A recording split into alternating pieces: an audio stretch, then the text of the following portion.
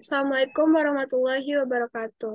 Kami dari kelompok 7 yang beranggotakan Amila Solehah, NIM 230433030, Balkis Amalia 230436069, dan Diva Octavia 230433035. Hari ini kelompok kami akan mempresentasikan tentang hak kekayaan intelektual. Hal yang hari ini kami akan membahas tentang satu hak paten, dua hak merek, tiga kasus-kasus.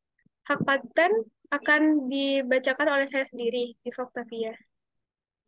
Satu, hak paten.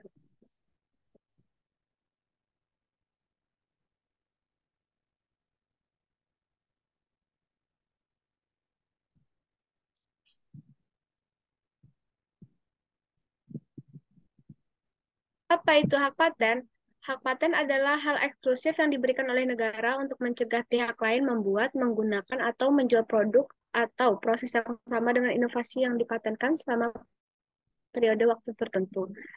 Hak paten diberikan oleh pemerintah kepada pemohon yang mengungkapkan penemuan baru, berguna, dan non-obvious dalam suatu bidang tertentu untuk mencegah orang lain menghasilkan, menggunakan, atau menjual penemuan tersebut tanpa izin. Jenis-jenis hak paten. Hak paten untuk produk. Hak produk diberikan untuk penemuan atau inovasi yang melibatkan produk fisik seperti mesin, perangkat elektronik, alat, komposisi kimia, dan sebagainya. Contoh termasuk paten untuk mesin baru atau formula kimia yang berguna. Dua, hak paten untuk proses. Proses diberikan untuk metode atau prosedur tertentu yang unik atau baru. Ini tidak melibatkan produk fisik, tetapi lebih kepada cara melakukan sesuatu. Contoh, termasuk paten untuk metode manufaktur atau prosedur diagnostik medis yang baru. Tiga, hak paten untuk desain. Hak paten untuk desain diberikan untuk desain estetis atau tampilan luar produk yang unik dan orisinal. Ini melibatkan penampilan visual dari produk, bukan fungsinya. Contoh termasuk paten untuk desain eksterior kendaraan, perhiasan, atau produk konsumen lainnya. Materi selanjutnya akan dibacakan oleh rekan saya Balkis. Kepada Balkis, waktu dan tempat dipersilahkan. Apa itu hak merek? Hak merek adalah hak eksklusif menggunakan sebuah nama, simbol, atau logo yang digunakan untuk membedakan produk atau jasa dari pesaing dan memberikan identitas unik pada bisnis. Merek dapat membantu membangun kepercayaan dan loyalitas pelanggan terhadap bisnis. Merek dagang dapat berupa nama, logo, simbol, kata-kata, frasa, atau kombinasi dari elemen-elemen ini yang digunakan untuk mengidentifikasi produk atau layanan dari suatu perusahaan atau penyedia layanan dan membedakannya dari produk atau layanan yang ditawarkan oleh orang lain. Jenis-jenis hak merek. Yang pertama ada merek dagang, yaitu penggunaan merek untuk mengidentifikasi produk atau layanan dari satu perusahaan atau penyedia layanan. Yang kedua, merek dagang aroma. Merek dagang aroma adalah penggunaan aroma atau bau tertentu untuk mengidentifikasi produk atau layanan. Yang ketiga, merek dagang berwarna. Penggunaan warna atau kombinasi warna tertentu untuk mengidentifikasi produk atau layanan, atau memiliki warna khas. Merek dagang suara. Merek dagang suara adalah penggunaan suara atau bunyi tertentu untuk mengidentifikasi merek atau produk. Merek dagang layanan digunakan untuk mengidentifikasi layanan daripada produk fisik digunakan dalam konteks penyediaan layanan seperti merek perusahaan, konsultan manajemen.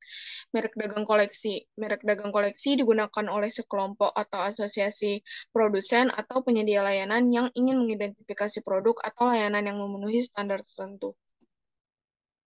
Selanjutnya, bagian ketiga tentang kasus-kasus akan dibacakan oleh rekan saya Amila. Kepada Amila, waktu dan tempat dipersilahkan. Tiga adalah kasus-kasus.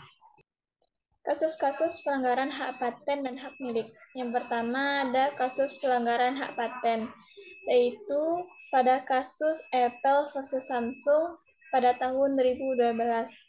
Dalam kasus ini, Apple menuntut Samsung atas pelanggaran beberapa paten yang terkait dengan desain dan antarmuka penggunaan perangkat mobile. Apple mengklaim bahwa produk-produk Samsung seperti ponsel dan tablet Galaxy menyalin beberapa elemen dari iPhone dan iPad. Kasus ini menjadi salah satu kasus hak paten paling terkenal dalam sejarah teknologi. Dan Apple akhirnya memenangkan tuntutan dengan ganti rugi sekitar $1 miliar. Yang kedua ada kasus BlackBerry versus NTP pada tahun 2006. NTP adalah perusahaan yang memiliki paten terkait dengan teknologi push email yang digunakan oleh BlackBerry. NTP menggugat BlackBerry atas pelanggaran hak paten setelah sejumlah putaran pengadilan. BlackBerry akhirnya membayar NTP sekitar 612,5 juta untuk menyelesaikan tuntutan tersebut. Yang kedua ada kasus pelanggaran hak milik. Kasus Nike versus Skechers. Pada tahun 2016, Nike, perusahaan olahraga terkenal, menggugat Skechers pesaingnya atas pelanggaran hak desain. Nike mengklaim bahwa Skechers menyalin desain sepatu Nike yang populer, seperti Nike Air Max, Nike Free. Kasus ini menghasilkan penyelesaian di mana Skechers setuju untuk membayar Nike sejumlah uang sebagai ganti rugi.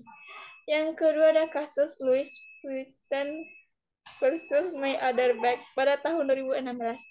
Louis Vuitton menggugat My Other Bag, sebuah perusahaan yang membuat tote bag satir dengan gambar tas LV yang terkenal. LV mengklaim bahwa My Other Bag melanggar merek dagang mereka. Kasus ini berakar dan keputusan pengadilan yang mendukung My Other Bag menganggapnya sebagai parodi yang sah. Sekian presentasi dari kelompok 7 hari ini. Sekian presentasi dari kelompok 7 hari ini. Assalamualaikum warahmatullahi wabarakatuh.